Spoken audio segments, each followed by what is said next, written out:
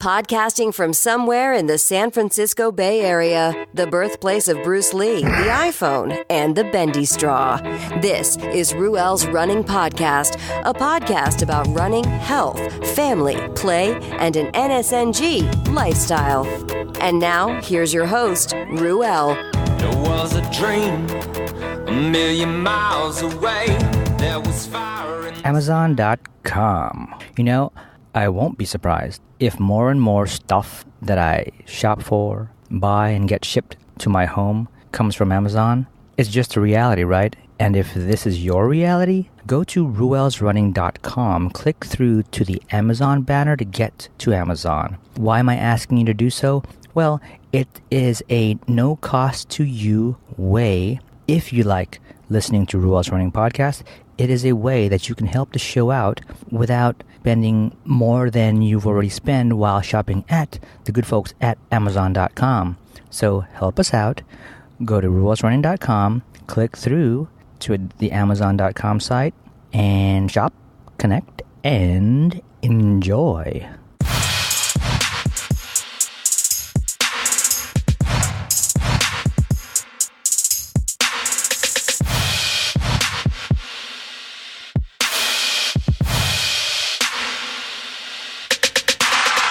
Hey everybody, how's it going? Welcome to Ruel's Running Podcast. I'm your host, Ruel Abadam.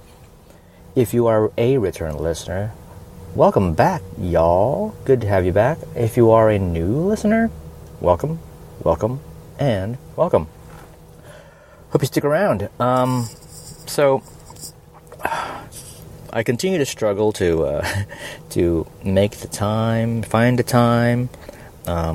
The podcast is always on my mind, but other things are also on my mind. And one of the things has been on my mind lately is currently there's a whole lot of destruction and damage caused by fire here in Northern California. Actually, so many parts of California are going through fire, and it's a scary thing. About a week ago, my sister-in-law and family, her husband and her little dog, did a voluntary evac from their home as a result of the massive fires that were going on up in Napa County and Santa Rosa. So they spent time at our place, and when I really stopped to think about what it all means, it can drive a person. I mean, it can drive me nuts. So I try not to. I know it's a pretty severe thing, and no one should have to suffer through the worry and the reality and the loss and the great loss. So that's been going around. And personally, if it were just me, single, no family, whatever, it's like it wouldn't be a problem. There wouldn't be a care. I'd just up and go if my residence was at risk. So when the thought of it coming closer to my home scares the living shit out of me, because I have 3 kids, I have a wife, and all of that is what I worry about the most. So that's that. And at the end of the day yesterday, I was on a train ride back home when I caught some news from coworkers that there is a fire a 40-acre fire in and around. It was literally like 3 miles from home, and that's concerning. And so I monitored the Twitter feed from all of the agencies, the police department, the fire department, and the county, and to end some of the news outlets to see what was going on. And turned out about between 1 and 2 in the afternoon, the fire was reported. So shortly after, soon after, the fire department was there to deal with it, and all the other authorities. And I was on the train, and as I got closer to home, I could see the like the haze in the sky. And as soon as I got out of the train, the air quality was bad, and I could feel it in my chest. And so my concern was just rounding up the kids and having everybody together and just continue monitoring what was going on. So picked up my daughter from preschool, and it was just before, it was between 5:30 and 6, and one of the parents who was picking up my daughter's preschool classmate, her mom was saying that they were one of the homes that were impacted by the mandatory evac. So, they tried to get home, but they were turned away because they wouldn't have access to the home. And so it was getting more real and scarier, and my heart was, I was feeling for the family. I mean, you have little ones, and you can't go home, and you don't expect it to be happening so fast. And then I stay in communication with the folks at work via Slack, and another coworker posts a video of a friend whose home is at risk because of that fire. And I play the video, and all you see is a fence, a gate. Beyond the gate is a grassy hill, and it's on fire. And the person taking the video is talking in the background and just kind of panning around and showing, how close and how huge the fire is just from the camera's point of view. And shortly after the folks who had taken that video had evacuated, but it's real. It's as real as it has been for a long time, with the loss of life and property in up in the north from where we're at. There's this 40-acre vegetation fire, grass fire, that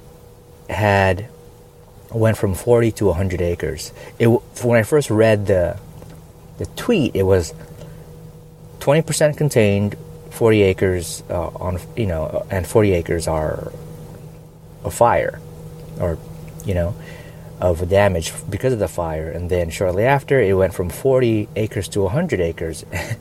And that feels like it's moving pretty fast, even though the report said that the fire was slow moving. Then hearing about my daughter's preschool family, classmates' family being at risk, it's like, this is just heartbreaking. This what's going on. The air is really sucking, and it's not a good deal. So I leave preschool with my daughter, and I check Slack, and another coworker who lives in the area says that 75% contained, and they stopped the forward progress. And and that was great. And then I went on to Twitter to check more updates from either the county or the fire department or whatever. And that's when I noticed the update that the mandatory evac had been lifted and folks could go home. So that was some good news, that there had been some containment and yeah, I just went on recently to see how close it was from home, and it's literally 3 miles away. Between there and us is, there are some more grassy, hilly areas, and scary stuff, man. So, my thoughts, my prayers, my heart, and everything goes out to, the community in the area. That's all I see online is folks with masks and pictures of the sky and how it filters the sun from coming through, and it's pretty gloomy. How certain communities just don't have school because the air quality is so poor. I have coworkers who are affected by the poor air quality, and it didn't bother me until just yesterday when the fire closer to home was happening, and around the same, and that evening, a package had arrived at home. My wife had ordered masks for everyone in the home to filter out, the dust and stuff in the air. And so that's something that I may end up having to use because it's really starting to get to me. Hopefully, things clear up faster and sooner than later. Hopefully we can get some freak rain, some real good freak rain to help things out. Coming up, Rue gives us something else to think about. How vague is that, Ruel? Geez. Could you be any vaguer, Ruel? Well, it's all coming up on Ruel's Running.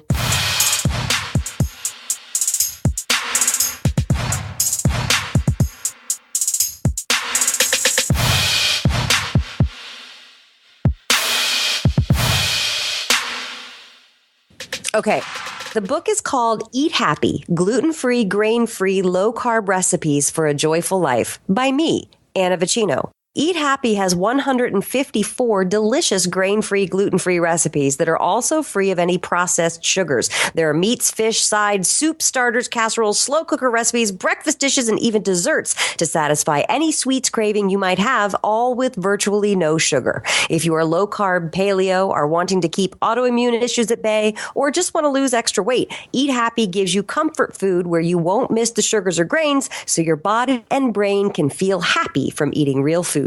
Okay, go get it then. Now's your chance. Yay! Yay!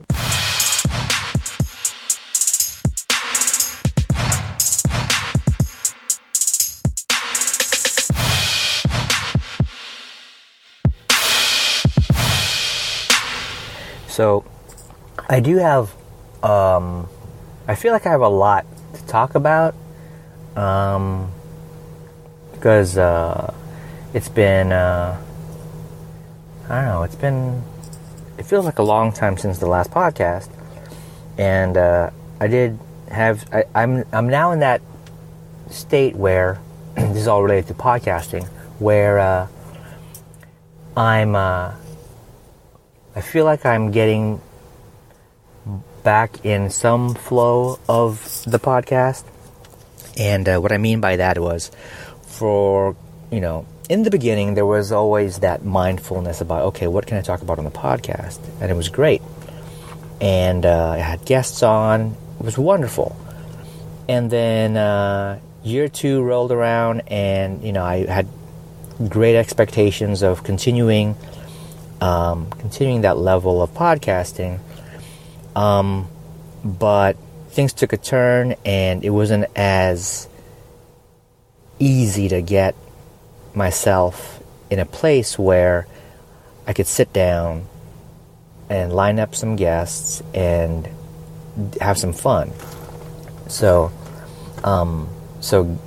guest shows took a backseat to re-upping, rebroadcasting past guest shows, and a whole lot of just me shows and solo shows. And that's pretty much the theme of what is this year 2. At the end of this year, approaching maybe the holidays, or the New Year or something, year 2 of this podcast would have wrapped up. So I have now until then to, try and muster up a greater amount of energy and creativity to make year 3, better.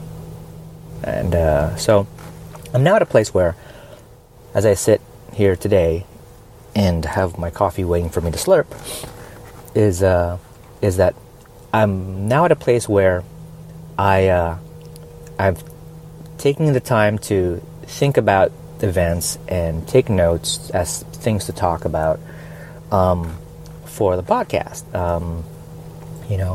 So that's a good thing, to be able to be back in that place. It's cool. It's fun. When certain events, and you'll know what I'm talking about because I'm going to start talking about random stuff that you're going to regret that I took the time to jot notes down on to talk about on the podcast. So yeah. So before that, anyway, guys, I'm going to get my coffee on. So the bad thing about the face masks is I can't enjoy my coffee. I need a straw. So here we are. How is everybody doing? Hope everybody is doing well. I was telling folks at work that my chest is on fire. My chest is burning. I have this itchiness in the back of my throat, and but that's okay. I'd rather take my chest burning and the itchiness in the back of my throat over, the other, the alternative or the other scenario of homes being on fire and my chest being lovely and my throat being clear and smooth. I'd rather, have this discomfort because it's temporary, and everyone be safe and not have their home burned down. So, speaking of things around home, I haven't done this in a while, and so I want to touch on food and get off the whole burning stuff. And no, I'm not burning food, but this is in past episodes I've talked about things that I've cooked, and I really enjoy talking about food, and similar to the podcast, there's sort of this return to thinking about food, even if it's stuff that I've cooked before, and being able to share. It's, I've come to appreciate the fact that in the past I've done that and documented it, either in a blog post, in a video, or a conversation, because moving forward, when I meet up with folks at work or folks, at parties, and, they want to know about things like the Instant Pot or how to make a broth and stuff, I can always go back and say, hey, I have a post on that, or hey, I have a video on that. I can share it with you. So, not knowing that would be useful when I created them, now I know. So anyways, what's cooking? I've cooked some old favorites. I cooked, this paleo cream of mushroom soup. And I know I've covered it before, but it feels like forever since I did. But my wife had about 8 ounces of portobello mushrooms. So there's just these 2 caps in the refrigerator. And she had them in there for a while. So I was really concerned that it was going to turn moldy and stuff. And she reminded me after a while, like, God, we're supposed to make soup out of that. We got to do something with it before it goes bad. And in my opinion, mushrooms by definition are just bad. Not bad like don't eat them, but I kind of, they're a type of fungus, and to me fungus and mold anyway are just weird, and maybe they're related. I don't know, but maybe Lonnie can explain that to me someday. So I figured, it's close to, it was born already kind of bad in its way, because it's a fungus. So maybe it'll take longer for it to actually become moldy. That's just my thinking. Or maybe it's like a cockroach of food. It's really resilient, and it'll take a while for it to actually suffer rotting. I don't know. I don't know anything about mushrooms, but we had these mushrooms sitting in the refrigerator for over a week, and by the time I got to them, the stem of one of the caps, because it has like about an inch of a stem still in them, it was showing signs of, it had like a little spot of mold. I'm like, I just popped out the stem and threw that away, and everything else was fine. So, after over a week of being in the refrigerator, it was starting to, the beginning process was there. So I quickly made soup out of it, and that was literally the night before last. And it's a really simple recipe, and part of the reason why it took a long time for me to get to cooking it was I had parties and other events and other things going on, but it was also the broth. I need broth to make the soup, and I didn't have as often as I make broth.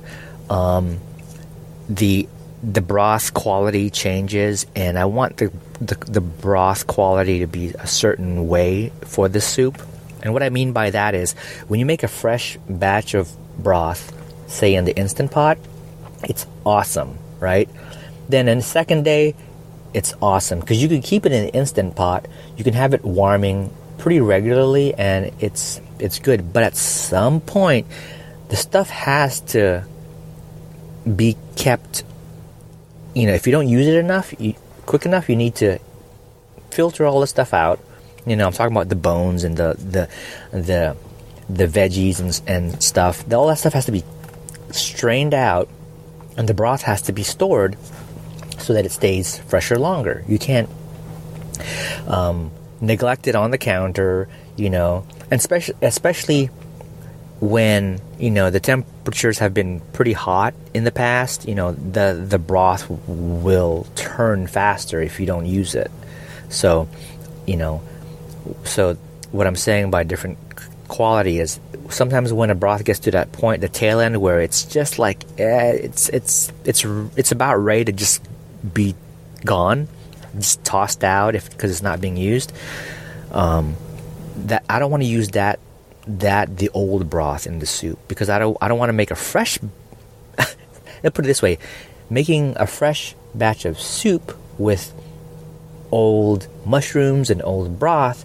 I'm just mashing up and heating up old stuff that's on the verge of going bad, and I don't want to end up with a poor quality soup.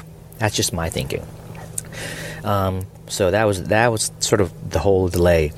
The paleo cream of mushroom soup is really easy. It has diced mushrooms.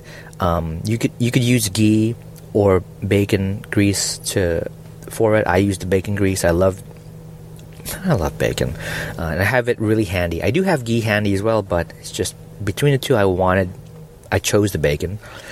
Diced portobellos. You can use baby bella mushrooms as well. A half cup of coconut milk. I used 2 cups of the broth, and I didn't throw in any of that arrowroot stuff to try and thicken it, and season with salt and pepper. So you've the onions are diced. They're put in a pot and with the bacon grease, and you sweat the onions, as they say. They get a little translucent. You throw in the mushrooms, and you cook them up a little bit, and then put in the broth and the coconut milk, and you season, and you just get that to a boil, and you kind of let that go for about 15 minutes. You simmer 15 minutes, and you're good to go. You have this you have this chunky soup, mushroom soup, if you will. The next step in the recipe is to actually puree the stuff so that you just have this nice creaminess, mushroom creaminess. But because I had done it in the evening and it was close to bedtime, I didn't want to fire up the Vitamix and kind of disturb the household. So I left the pot with the stove off and let the soup cool naturally so that I could put it in the refrigerator and then whip it up into Vitamix later on to get its cream on, right? So did that. The following evening, I open the refrigerator, pull out a pot, stick it on the stove to just warm up because I don't want to take because the fat from the mostly the bacon and also the fat from the coconut milk. When that stuff gets all cold, it just hardens to a degree, right? It becomes gelatinous or it solidifies. So I don't want to put that stuff in a Vitamix and try to blend it into a creamy soup. So I have to rewarm what I had made the night before. So I pulled the pot out, put it on the stove, and I set it to warm. Not thinking about what I'm doing because at this point it's dinner time and I have a lot of things to warm up and cook for the family. So I'm letting that sort of warm up in the background. And then when I finally get to it, I put it all in the Vitamix container and start the process of whipping it up in the blender to smoothen it out. And I notice it's a little hard I have the variable speed on the Vitamix. So I start nice and slow because the thing is actually it's pretty hot and I don't want it to jump out and splatter. I do have the cover on, so I just want to minimize the splatter. And it's a little the Vitamix is dealing with some chunkiness. I'm like, okay, that's interesting. I just need to crank up the variability to a little bit more faster, and it'll just slice through whatever's there.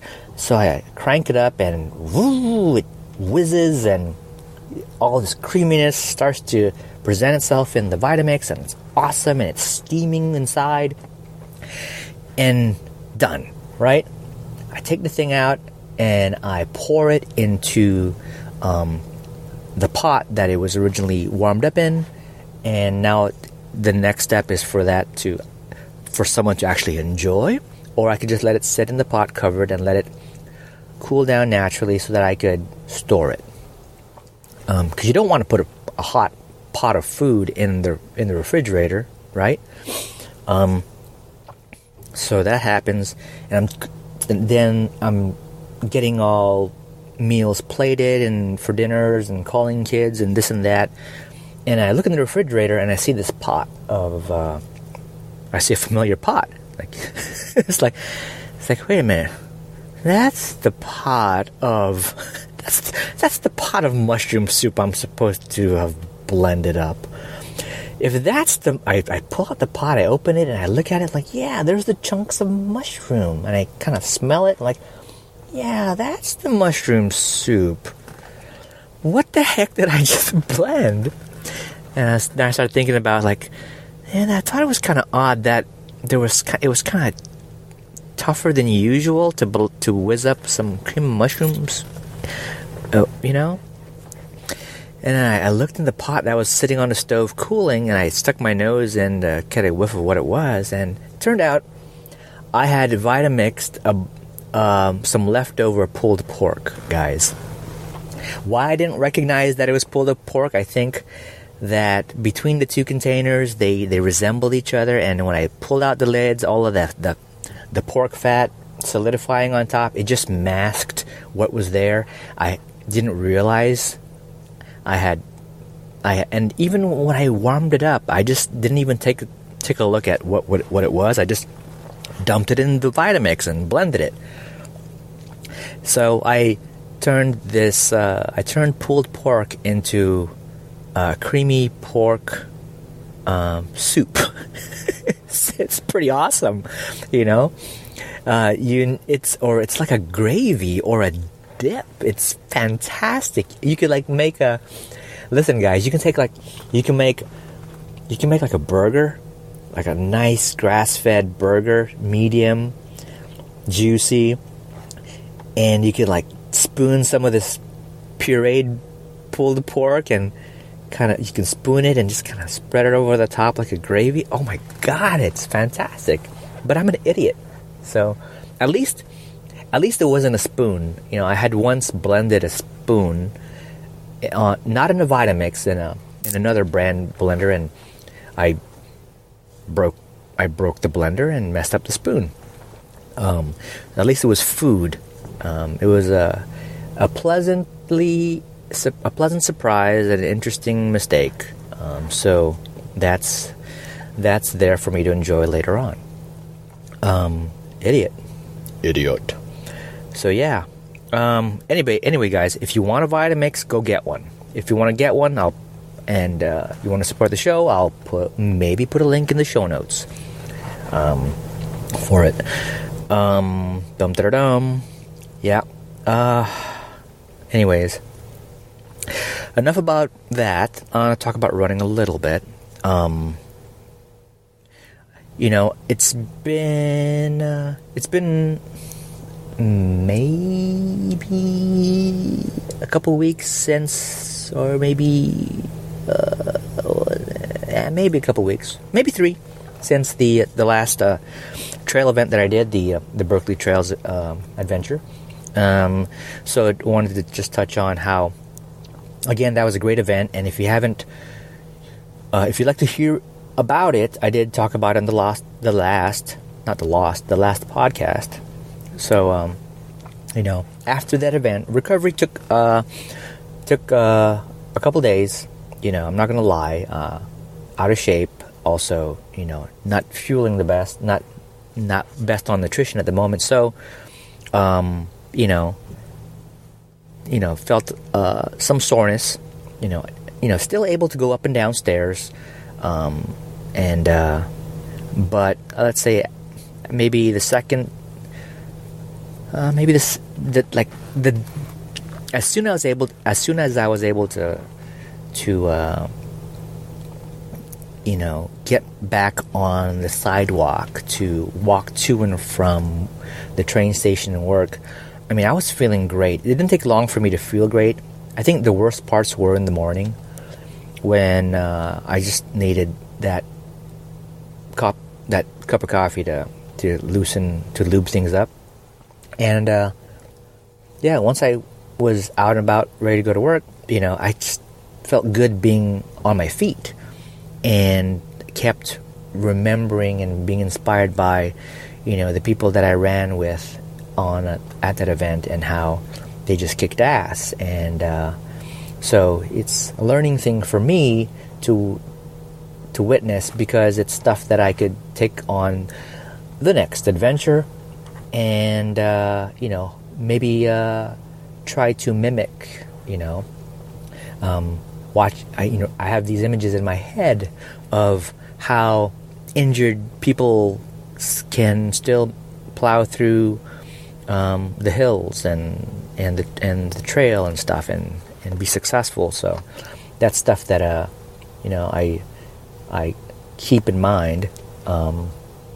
Anyways.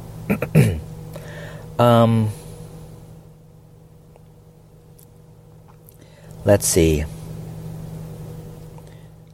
That's pretty much that on running, except that one of the guys that I got to meet and run with and have conversations with, Chipping Fu is his name. He looks like he's organized an event. It's a fat ass in San Francisco. It's something that I am interested in doing, but I probably won't, because I have family commitments. And it looks like a really interesting event, and it's something that I'm just familiar with, but it has taken place pretty the event has happened multiple times already in the past. And it's interesting because it's a fat ass format, except for one thing. And what is a fat ass? Fat ass is there's no fees, there's no medals, and there's no aid. It's just you showing up and doing the run, which is awesome.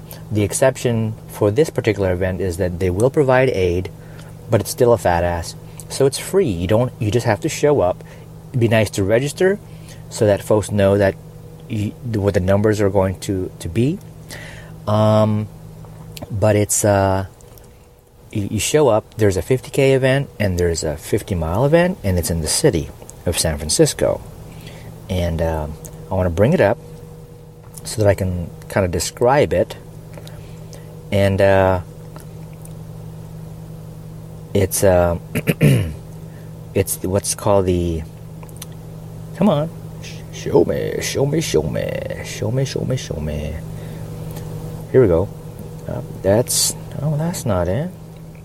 Yeah, so I first noticed it because Ken Michael from Running Stupid podcast and Ultra Badass himself, he shared the event on Facebook, and I was like, ooh.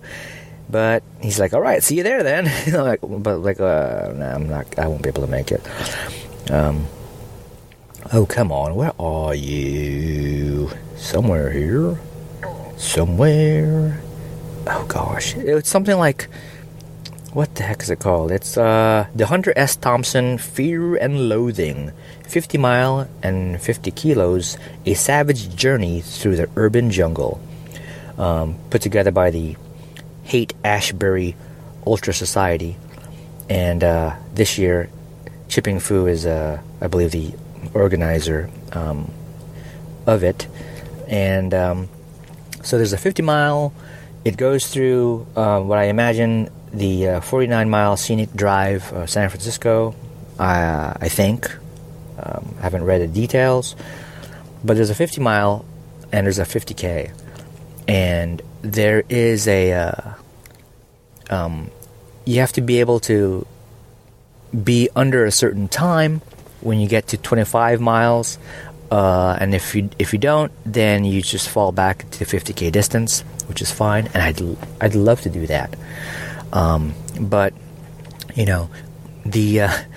I'd love to try the 50 mile in a fat ass with a whole bunch of with the community, but based on that 25 mile cutoff, not cutoff, but yeah, it's a cutoff because it'll cut you off at the 50 miler and take you down to the 50K. But it's going to be a speedy 50 miler, and I just don't feel like I can handle that right now. But looking forward to, I shared that too with the running folks at work, and if that's something that they would like to test out, to try out, I said this is a perfect way to try it out. It's a fat ass format, so it's just you showing up, and you're in the city already. Just take a stab at the 50K, and it just the thought of it just freaks folks out. And it freaks me out sometimes, and I've done 50Ks, but yeah, wow. The Hunter S. Thompson Fear and Loathing 50 kilos 50 miles. It's an urban adventure in beautiful San Francisco. The course starts at the highest point of the city, Twin Peaks. It follows the famous 49-mile scenic drive on city streets to visit each and every tourist spot on foot. There are 50 kilos and 50 miles, but you choose whatever distance on the run. In the end, you get back to Twin Peaks for the finish. Note that there is a 4-hour, 45-minute time limit at mile 25 in order to go for the 50-miler. If too slow, you are directed to take the 50K route. This is a fat-ass event, meaning no fee, no aid stations, no goodies, no award. Just show up and run. However, we are kind and generous to provide aid stations every 5 to 8 miles. To encourage runners to go farther, we are planning to give special swags for those 50-mile runners. That's from the Ultra Sign Up page for the event. And it's happening on Saturday, December 9th, 2017 at 7 a.m. Check it out. It's on ultrasignup.com. And, participate, commiserate, and, do it. I wish I could. But if plans change, and if plans change and I can get the green light from the family and it looks like, there are spots for the event, I may just show up and suffer. Yay! Awesome. All right. Let's see. So registration closes Friday, December 8th. So that's the day before. 11:59 p.m. So, if there are spots, you can register right up until the day before 11:59 p.m. Awesome. Cool. I haven't decided yet what my next thing would be. I don't know if it'll be an event. I don't know if it'll be a solo thing. I do have fantasies of me doing, at least, something like a 3-hour thing, just to keep things kind of loose. I have fantasies of doing a 12-hour out and back. I don't know. But it would be one of those things out from home. We'll see. I do need to, I do need to, at the very least, have some sort of regular running, even if it means 45 to an hour during the middle of the day, and stinking myself up and the office. But, I'll have to figure it out. So today I have my gear, and I plan to go into the office, and I plan to get some running done.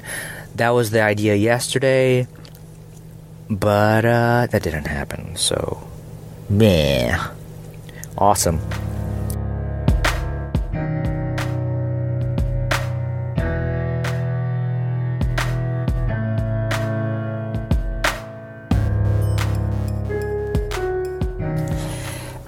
So,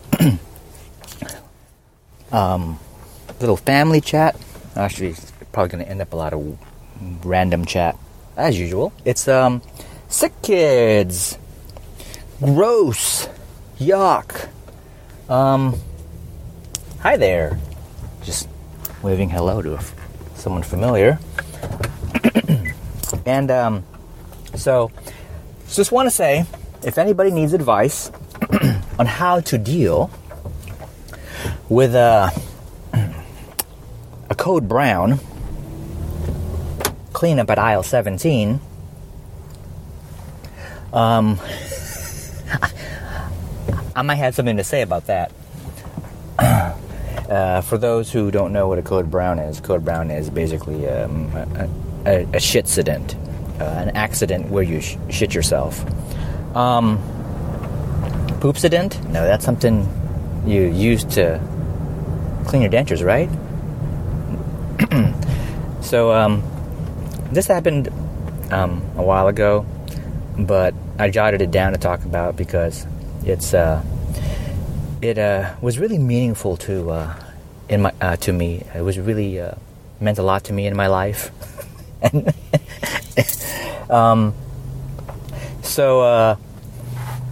the family went to do like a Friday evening grocery run, which we often do, and everything's pretty normal. Everything seems fine, Have the little one on the shopping cart, and then the two older ones just roaming around. So we. Midway through the whole shopping experience, so we head towards, we're trying to buy some supplies for a birthday bash with a Halloween theme. And one of the things that my wife wants to make is some sort of witch's brew. And we've done witch brews in the past, with some sort of like punch with some dry ice for the effect of, mist and smoke. But this year we were going to forego the dry ice. It was just, it was as cool as it was. It's just unnecessary. And so we're at the grocery store and we're looking for ginger ale. This year, the witch's brew is going to contain ginger ale and some sort of like sorbet. So we basically were going to do like when you make an ice cream float, that sort of thing. So something gross in general, but regardless of how gross and sludgy it ends up looking, all of that artificial color and flavor and sugar overrides anything. You can, I don't know, I might have said before, you can take poop coated in sugar and it's just going to taste a bit more appealing. So we're at the drink area, and my wife and my wife and my daughter, we sort of split up. But I can see them down the aisle, across, from a distance. And the boys are with me, and I'm hunting for this ginger ale. Find the ginger ale, the liter, was it a 2-liter bottle? And my son, one of my sons says, "I gotta go potty," and he's at this age, he's still needs some work as far as having to communicate that he needs to potty sooner than later. And it was one of those things where it was later, and even before we walked into the grocery store, he was asked, does anybody need to go potty? Does anybody need to go potty? And he was like, nope, I'm sure, nope. Anyways, but it's understandable. Oh, be quiet. It's understandable now. The onset of his need to go potty happened very fast. He said, "I need to go potty." I'm like, okay, but I was unaware of how bad it was. And he said he's at this time he's sort of at this point in his life, he's doesn't matter where he's at. If he does need to communicate that he needs to take a dump, he'll say it. We can be out at a restaurant and he's like, "I need to go poo." I'm like, just say you need to use the restroom. You don't have to announce that you need to take a dump. But he's a kid. What do you expect? So he's like, "I need to go potty. I need to go poo." I'm like, okay. So I'm holding the ginger ale. I'm like, okay. I see mommy down across the aisle. I'll just hand it to her. So I start my way down the aisle, and I gesture to my wife that I gotta take him to the restroom. And then I hear from behind me, "Oh!" And I look back, and then,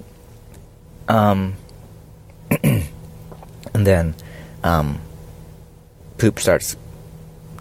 He's wearing shorts. Poop starts trickling down his leg. Right. Never mind that he has underwear. It had the ability to. It was like super diarrhea. It had the ability to navigate its way away from the underwear, into the underwear leg hole and down his leg and escape the custody of his anus. And I was like, I don't even remember what I did with the ginger ale. But I'm like, nice and calm.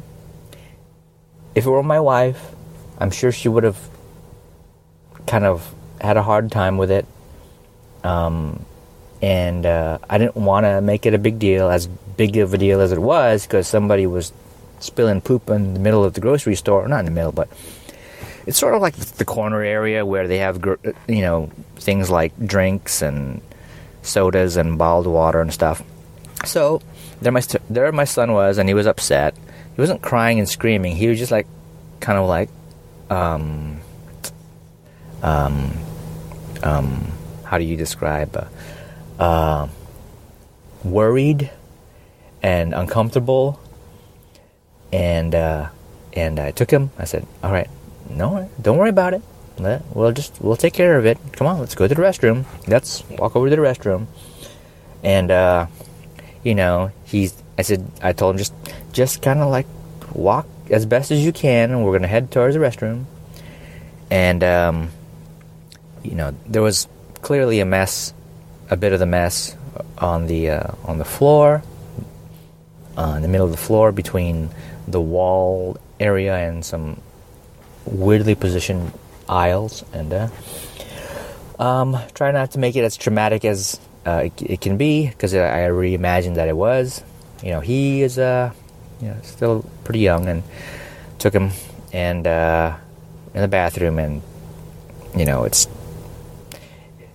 not the cleanest of bathrooms, but it's not the worst of bathrooms. But took him, and the process of peeling away clothing to do as much cleanup and to get back on the toilet, to get on the toilet and sort of like expel anything else he may have. It's a thing, right? So take off your shoes, let's take off your socks. And at this point, it's like, you ordinarily don't want to be barefoot in some sort of public bathroom, right? But it's like he's covered, one of his legs and his shoes. He's like, there's like diarrhea, all over not all over the place, but so it's. I think the worst has already happened.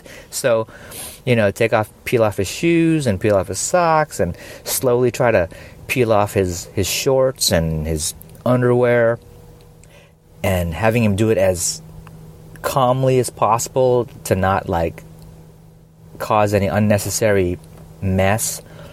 And my concern, as gross as the whole thing was, my concern was, the snapback of an elastic over the shorts or the underwear, flinging like mess, at any one of us. So I was like, I was pretty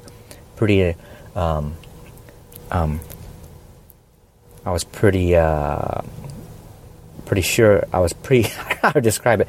I just was pretty stern, like, do not move, just stay still. Let me take this off, right? And eventually got all of it off, and it was one of those things where there's one toilet and one urinal and then a sink, and I had to,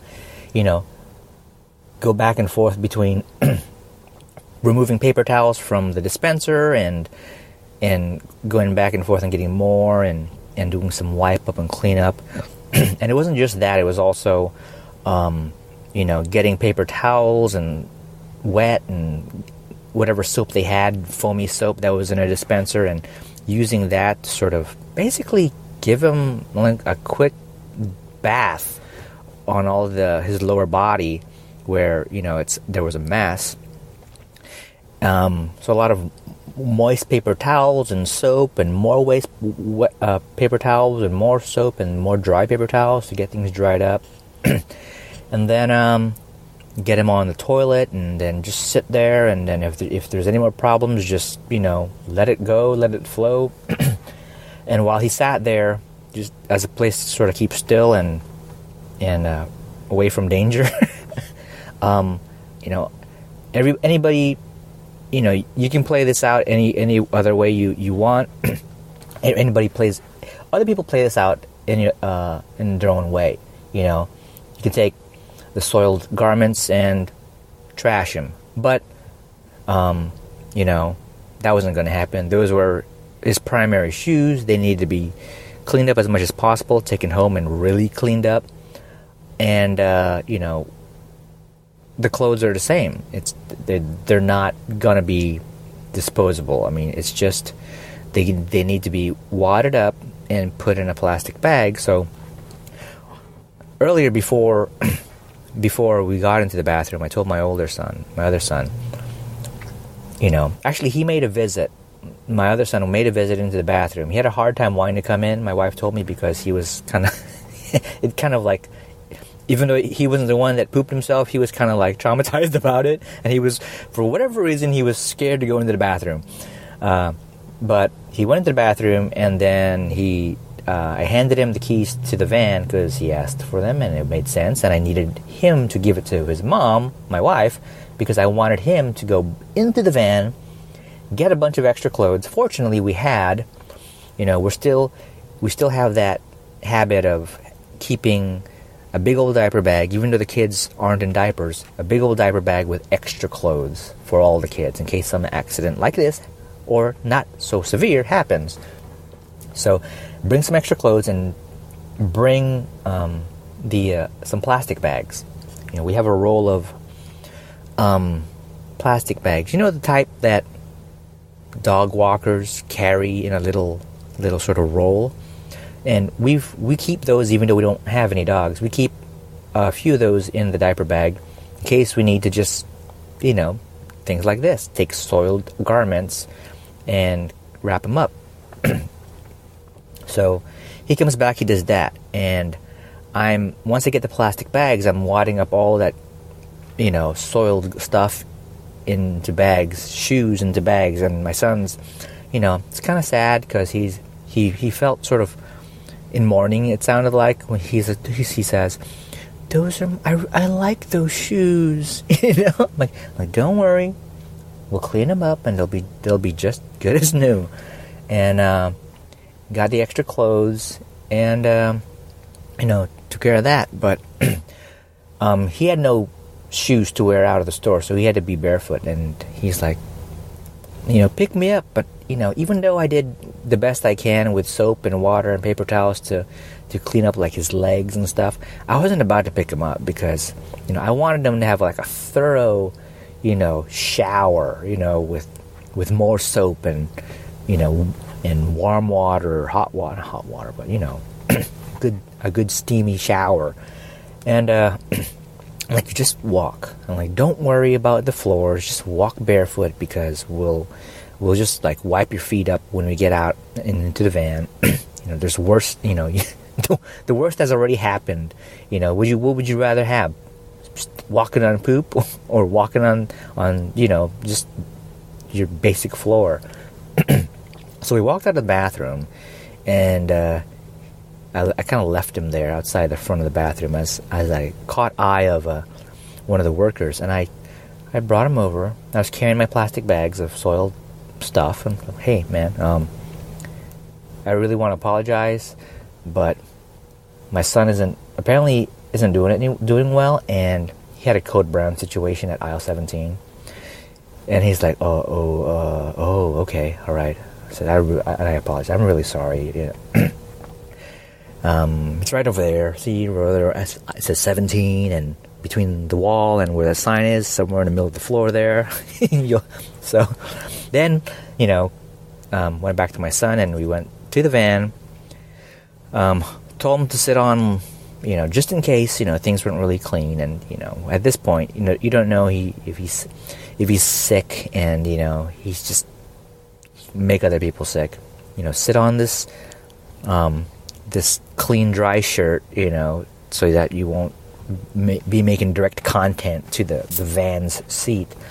And I grabbed some wet wipes that were, at the entrance of the grocery store. Grabbed a bunch of those and wiped up his bare feet. And that was that,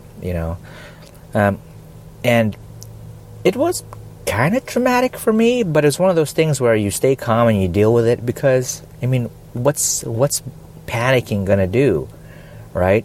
And he's in need, and it won't go away on its own, and no one wants to deal. It must have been from it was a really legit level of diarrhea, because it kind of like, it dumped out of his shorts and one of his pant legs, you know, and he was wearing underwear and all that stuff. He just like, you could see it was just like, you know, wow. So yeah, I had to just take care of it. And so now I know, right?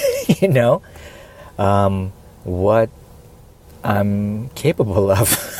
You know, it's one of those scenarios that, you know, you don't read about, like, handling, you know. I mean, in life, you end up shitting yourself. You deal with it. You go to the bathroom, you clean up, you know. If there's no way that you can recover any of your the undergarments, you ditch it. You clean up, you go commando. But here it was pretty bad. It was his leg, it was down the side of his sock and his shoe. I was like, oh god. Yeah, so anyways, thanks for listening. I really appreciate you guys spending the time to hear the poop stories over and over, because it just never stops. And why should it? You know, pooping is like, you know, it's the other end of life's activities, like eating and sleeping. You know, we talk about sleep and sleep problems, getting the best sleep. You know, talk about food, cooking all these yummy dishes, and you know, and you know, and all that stuff. You gotta talk about poop. It's just, you know, it's the yin to the yang. It's the that's what that is. So we don't know if he's dealing with anything, but we imagine, yeah, he's got some sort of stomach flu, and you know, we're sort of like on alert, because that means, you know, anybody in the house is at risk, and at this point, we're leading up to the weekend to have the birthday bash, right? So that this is Friday evening, and we're getting a couple more supplies, and the party's going to be on a Sunday, and Saturday is going to be cooking and setup and getting stuff that we rented. And so needless to say, regardless of all of that, you know, all of the planning and setup for the birthdays happen. I mean, not everyone isn't optimal, but nobody's out of the game. No one's out for the count. So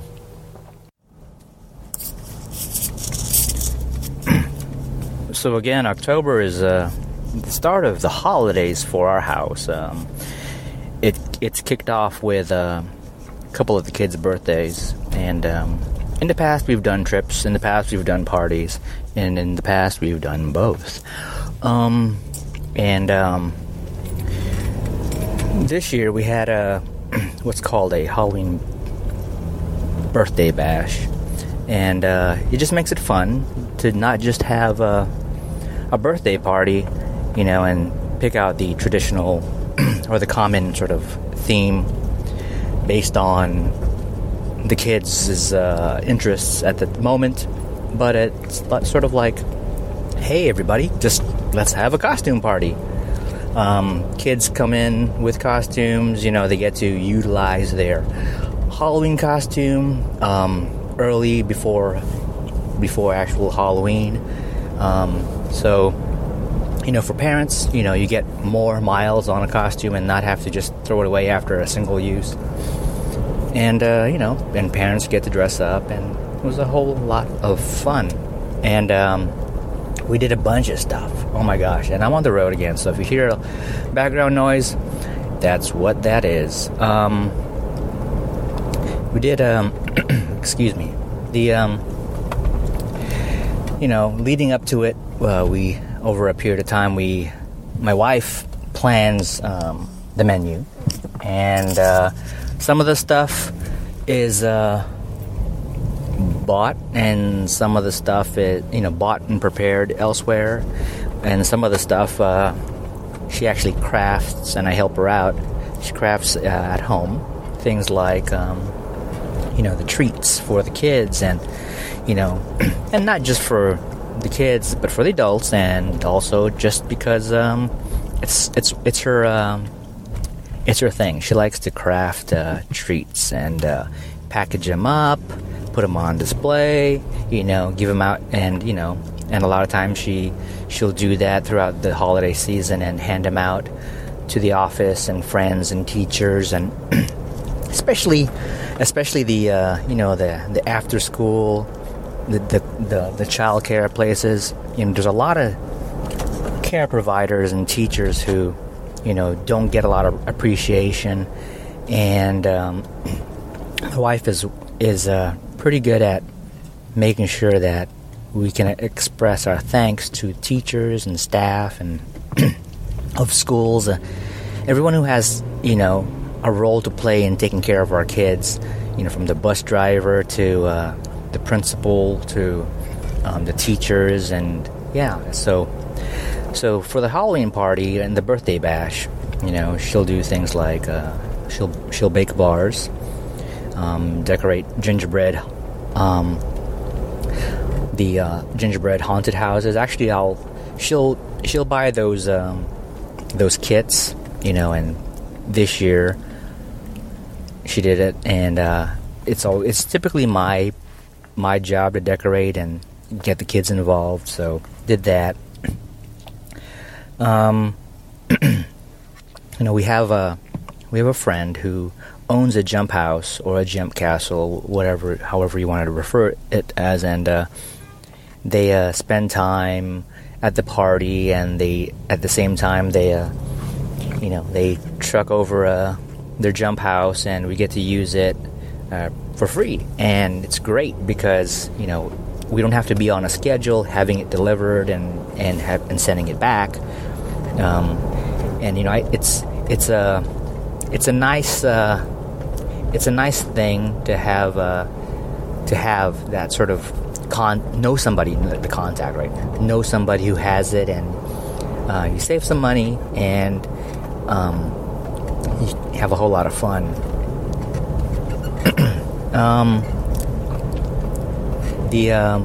So that's part of how we roll.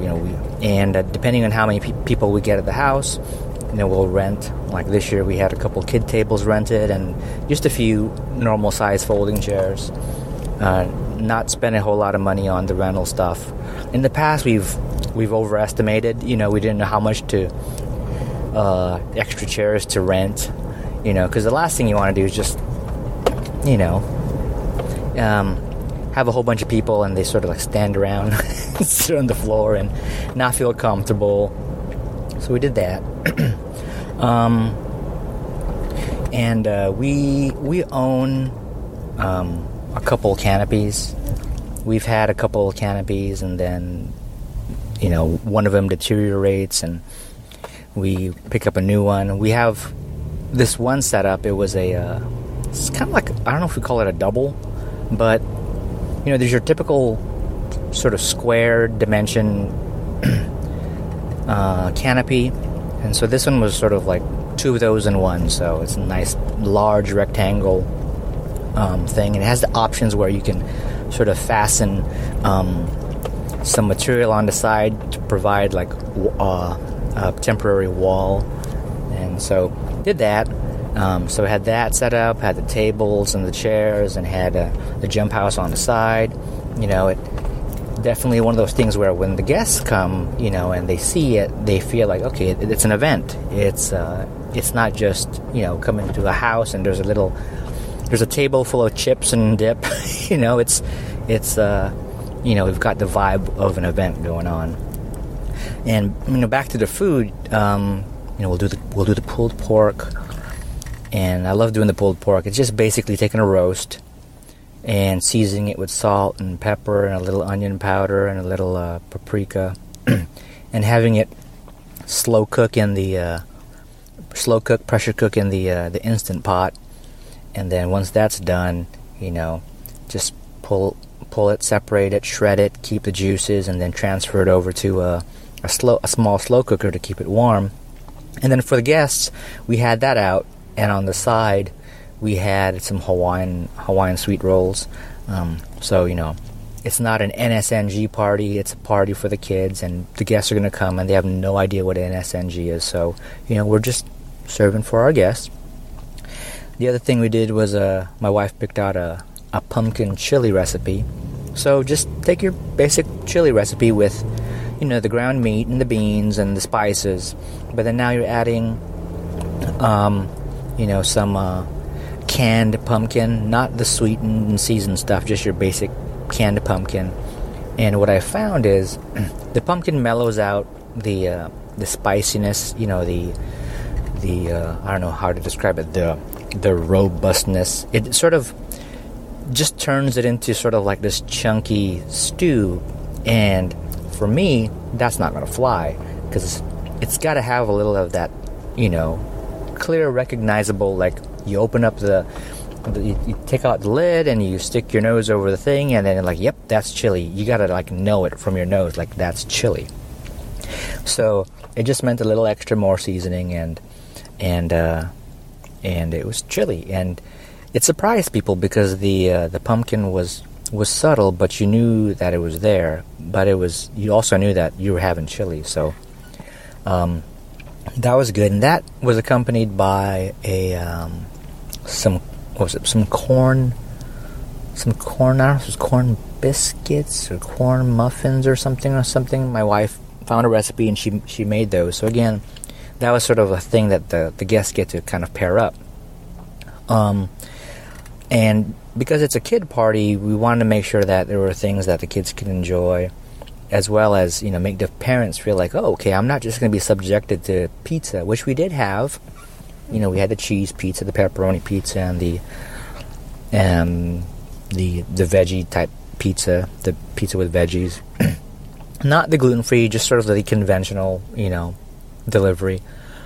But we wanted to, we like having the table spread with food that is not the typical kid party fare of chips and squeeze boxes and pizza. So we had the chili, we had the pulled pork, and I made my if anybody's familiar with the Spam musubi, not a lot of folks are fans of Spam, and there are a few out there that are fans of it, and it's just making like a patty of steamed rice and putting a marinated fried slice of Spam and wrapping it around with the nori sushi seaweed wrap. So had a bunch of those individually wrapped in plastic wrap. So they're nice little packages. They're actually the perfect, in my opinion, the perfect go-to food that if you can have it carried when you're doing like a long event, a long ultra, or even just a good long training run.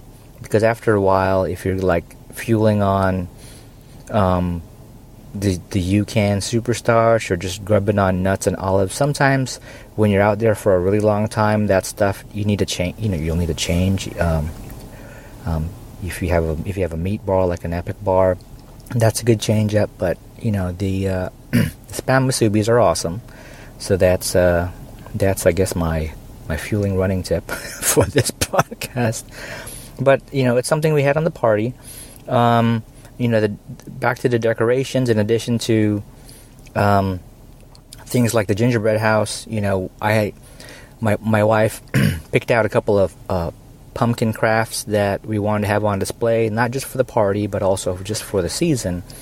She picked up a couple of plastic pumpkins, and one of them painted green and had black paint for the details, and that one turned out to be sort of a Minecraft pumpkin. If you all are familiar with Minecraft, the brand and the video game, and the toys and stuff.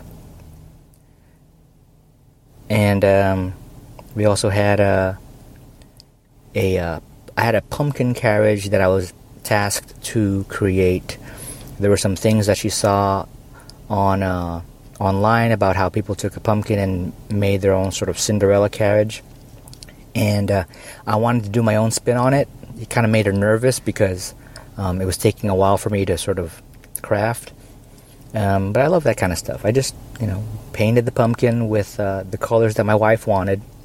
And then using some foam core board, I crafted sort of the carriage chassis and wheels and kind of stylized it. So in the end, have this nice pumpkin carriage. So that the Minecraft carriage was for my son who was celebrating his birthday, and the carriage was for my daughter who was celebrating her birthday. The other things that we did, what's pretty cool is you can take an iPad and you can get an app to do a photo booth. And my wife picked up a stand online on Amazon, an iPad stand. We already had the backdrop that we've used multiple times for the Halloween and the parties. So it was one of those things where guests can come in and they can do sort of self-serve photo booth type stuff. And from there they could take a series of photos, and then they could have it texted to their phone or emailed to their inbox. And at the same time, a copy is saved for us for also commemorative reasons. And we get to see and remember who was at that party, dressed up and whatnot. It's a lot of fun. We had some cakes for the kids. My wife ordered some cakes from this frozen yogurt place. And one cake per child. One was sort of this Iron Man theme, and the other one was a kind of a princess theme. And they were okay. They weren't great. They actually messed up on, me being a design type guy, and also have photography in my background. They really did they could have done a better job to put a positive spin on it. I can say worse things about it, but in the end, and as expected, the guests wouldn't have known any different. But as sort of party organizers and hosts, you have a level of expectation when you put good money on things like a cake, and it doesn't turn out as advertised and expected. But that's okay. The guests enjoyed it, and at the end, the party was a success. But it wasn't the type of cakes that you wanted to have. We wanted to remember. So my wife picked up a couple other sets of cakes, smaller, but much more lovely. And those are the cakes that we put the candles on and had the kids blow and have pictures with. But that's what we had going on. But here's the thing, right? So we had friends and kids' classmates and other parents, and it was a wonderful, successful party. Something that we get to look back on. And what ends up happening is, as the with the party done and tear down of the tents and the jumpy houses, I hurt myself, and I'll talk about that in a bit. All right, I had to take a break. I had to pick up some food at a place, and just real quick want to say, fucking snowflakes. Ordered some food at the counter, and the guy says, okay. He rings me up. He takes my payment, and he says, I'll get the receipt as soon as the food is ready for me to pick up, and I'm taking it, to go. So I sit down, then, I start looking at my phone, trying to do some work. And then I hear, here, right? And I look up, he's looking at me, and I get up and I walk over to him. I'm like, did you just say here? He goes, yeah, you're ordered this and this and this, and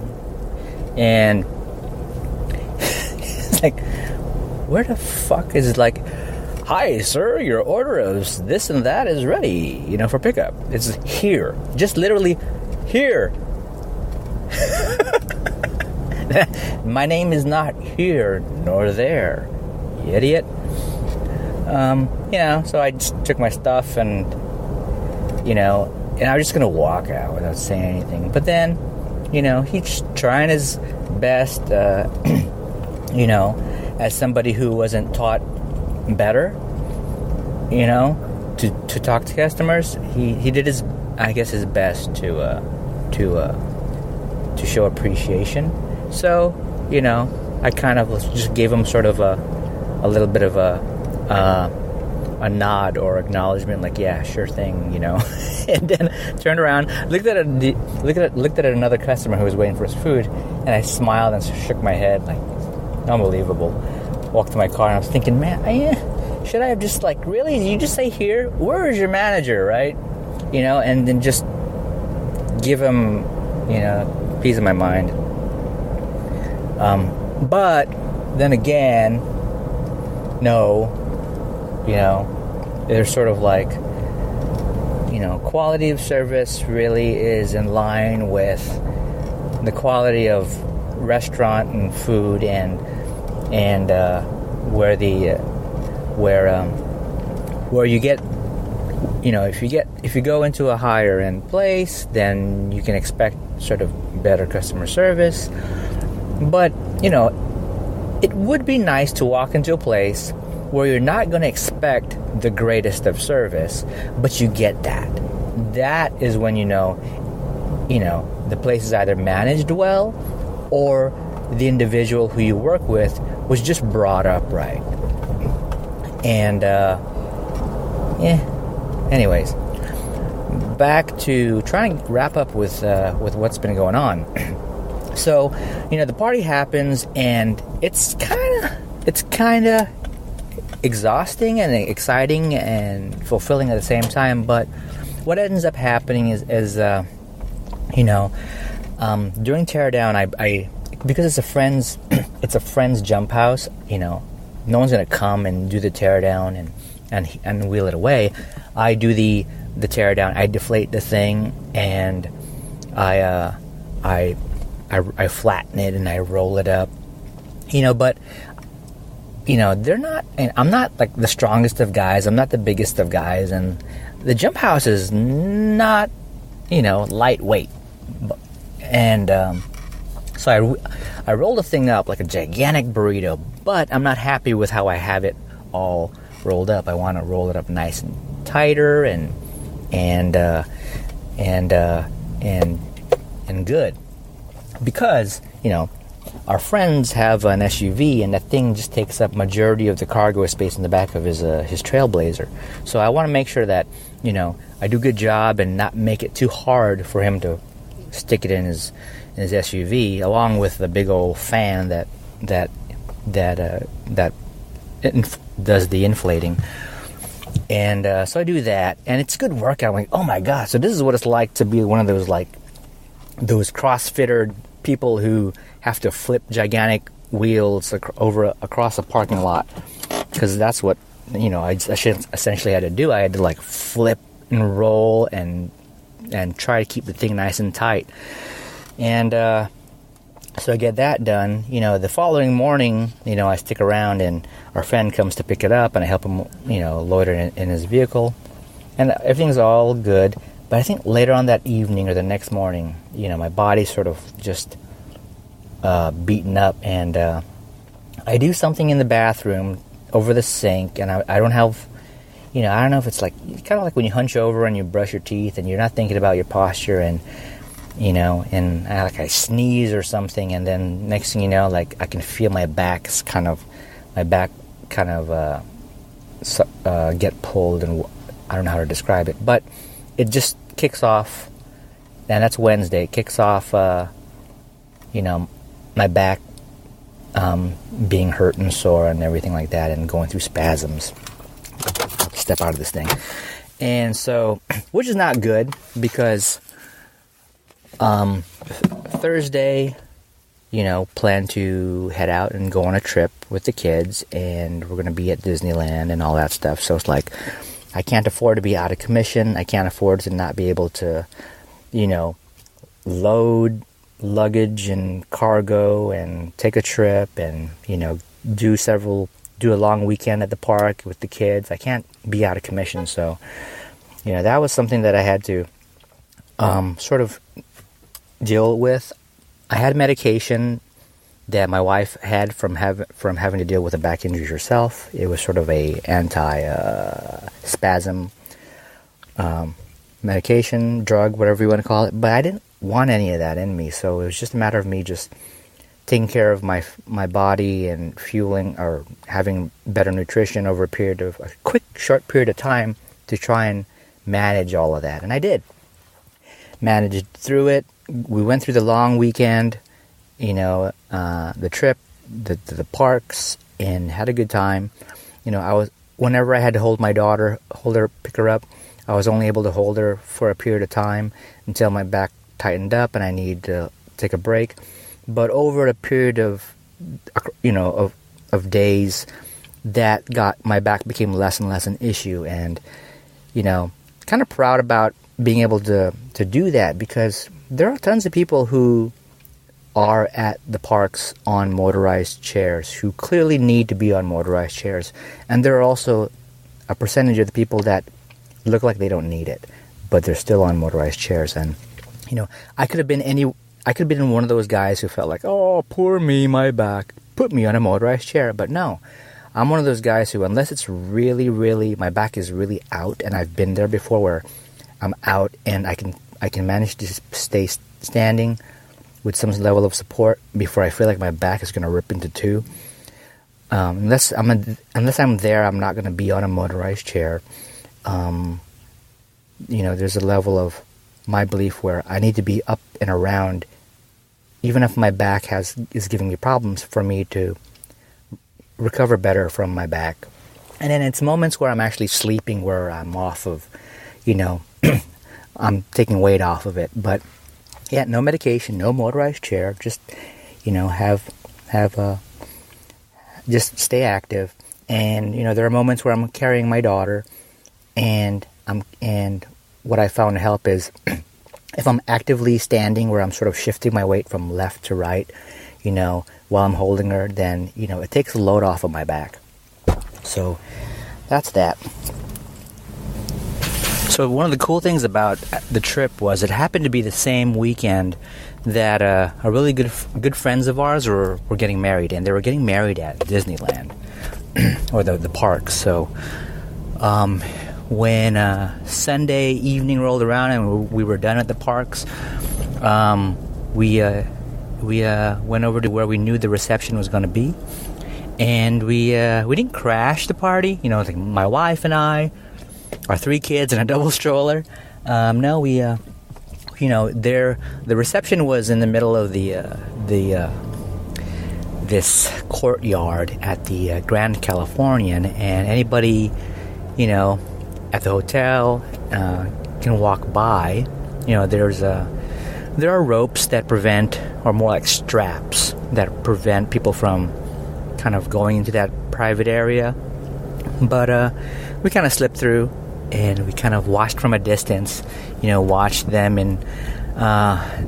during their reception. And when we had a chance, and whether it be the bride or the groom, if they were at a earshot, I called out. The bride made her way closer to where we were, hadn't noticed us, and I was like, hey Andrea, and she looked up, and I'm like, congratulations, and she's like, oh my God, and she called her husband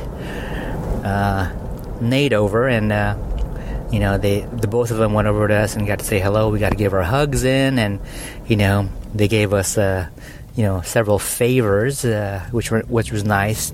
We didn't need anything, but they were offering little dessert things and some little treats for the kids, because it's in Disneyland. So one of the things that they had at the reception was this little popcorn cart, very fun, and they had these wonderful Dole Whip cupcakes. And another variety was churro cupcakes. So again, none of those things are NSNG, but this was stuff that was at a wedding reception, and they were really close friends of ours. So they offered it to us, and we gladly accepted. And it's another one of those things where, okay, this is their wedding. This is a life into living moment, so got a taste of, the cupcakes, and, they're, as expected, they were wonderful. So that was a very special, we weren't at the wedding. We how it goes, right? Not everybody in your life can make your wedding. But this was the next best thing. We're on a trip or we're on vacation, and we actually get to witness part of the celebration and get to say our hello and congratulations and get a taste of what was going on. So super excited and want to wish those guys, they don't listen to the podcast, but congratulations, Nate and Andrea. You guys are awesome. We wish the best, in your marriage, in your lives, and looking forward to continuing being a part of each other's lives and whatnot. They're a great couple, great young couple. Honored to call them friends. She's a teacher, and she works with children wonderfully, and he, in his own way, is what is he? He does like behavioral therapy and stuff. So he works with children as well, and they're both great with them. So when it happens, when they finally have their own family and have their own kids, they're gonna wait a while. We know they'll be great parents. So yeah, that's the cool thing. Then we eventually made our way. The next day, we made our way home. Actually, that was Saturday evening. So because we made our way home on Sunday morning. Yeah, we did that. Real quick. Had a really bad time. A portion of the trip back up. Had I don't know what happened. Too much life into living throughout the weekend, but sometime during the trip, we had to pull into a drive-through for In-N-Out for the family, and right before I had to place my order, my stomach cramped pretty bad, and I had to deal with it, and went through the drive-through, but knew that right after the drive-through was going to have to park and deal with what was going on with my gut. I couldn't eat any of my food, and what it eventually meant was I was having some major stomach cramps and diarrhea issues, and I had to go into the restaurant a few times, like 4 times, to actually deal with it because I was driving, and my wife offered to drive, but it wouldn't have mattered if she was driving or I was driving. If I was going to have a really explosive diarrhea type situation during the trip, I wanted to make sure I cleared out as much as I could. So we hung out at the parking lot of an In-N-Out until after 4 bathroom trips, and we keep a little bottle of Tums in the car because sometimes in the past my kid has had issues with cramping and whatnot. So that and everything was good to go, and I'm going to wrap up the episode. Thanks for listening, and I'll catch you with an update on the next episode. If you like what you hear, check out the other episodes. There's some pretty awesome ones, and there's a ton of mediocre ones, and there's a ton of really lousy ones. But listen to them anyways. The website is ruelsrunning.com. That's the website, one of the websites that I'm working on. It's kind of looks like garbage at the moment, but I'll fix it up. And there's a Facebook group so that you could have another group to add to your Facebook profile. It's Ruel's Running Podcast, and ask to join. I'll let you in, and then we can talk about things like shoes and poop and diarrhea. And yeah, that's that. Take care, eat something delicious, hug your family, and go run something. Bye. Thanks for listening to Ruel's Running Podcast with Ruel. If you like what you just heard, share it with your friends and your enemies. Also, be sure to check out the site over at ruelsrunning.com. This has been another Coffee with Heavy Cream production. Join us next time for another silly show of Ruel's Running Podcast.